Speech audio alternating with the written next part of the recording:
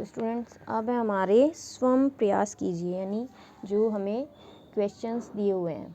तो इसमें पहला दिया है उदाहरण 1, 2 और 3 में प्रयोग की गई प्रमेय कथन सहित एवं कसौटियों की सूची बनाइए। तो इसमें हमने जो चीज़ें जो कसौटी यूज़ करी हैं वो हम इसमें हमें बतानी है। ठीक, तो उदाहरण 1 में हमने एक तो प्रमेय 10.1 यूज़ किया। 10.1 का यहाँ स्टेटमेंट लिखेंगे जो होता है स्पर्श बिंदु से होकर जाने वाली त्रिज्या स्पर्श रेखा पर लंब होती है। तो ये प्रमेय 10.1 हमने यूज़ की है। और दूसरा एक हमने यूज़ किया है केंद्र से जीवा पर खींचा गया लंब जीवा को समद्विभाजित करता है। ठीक, फिर एग्जाम्पल 2 में हमने प्रमेय 10.1 का भी प्रयोग किया है और 10.2 का भी प्रयोग किया है। इसके अलावा हमने कौन सा गुण यूज किया है कि त्रिभुज के तीनों कोणों का योगफल 180 होता है।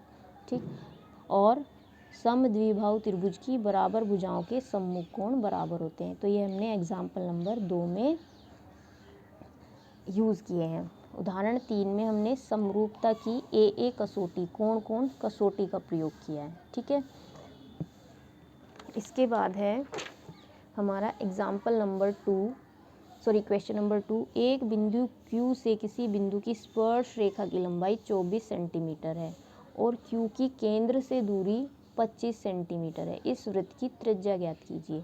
तो कोई बिंदु Q है, ये रहा वृत्त, बिंदु Q ले लिया मैंने, एक वृत्त खींचा और उसके बाहर एक बिंदु Q लिया है।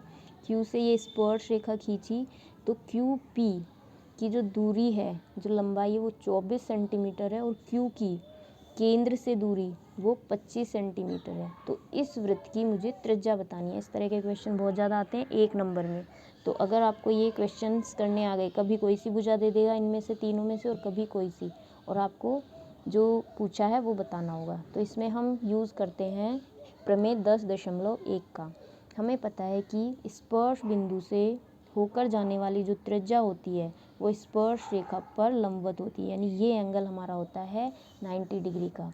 तो त्रिभुज OPQ एक समकोण त्रिभुज है, ये हमेशा आपको याद रखना है इस तरह के क्वेश्चन करने में। और समकोण त्रिभुज में हम लगाते हैं पाइथागोरस थ्योरम।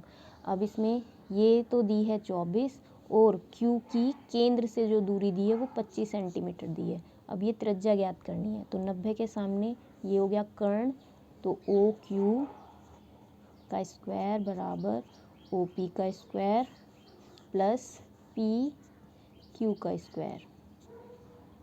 ठीक, तो इसमें कितना आ जाएगा OQ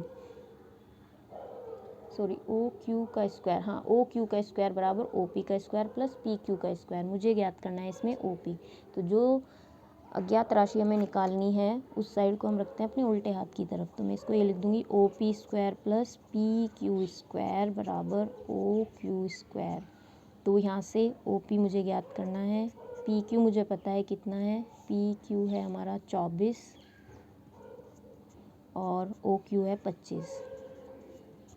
तो OP स्क्वायर प्लस 24 की 24 में गुणा करोगे 576 और 25 की 25 में करोगे 625।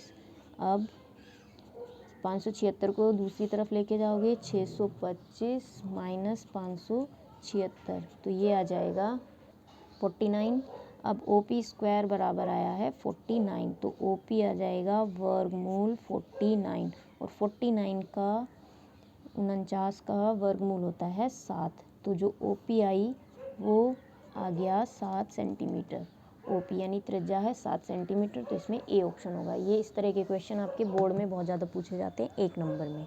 ठीक, इसके बाद है हमारा नेक्स्ट, ये हमारा सिद्ध करने का क्वेश्चन है, बहुत इंपॉर्टेंट है, बहुत बार पेपर में आता है।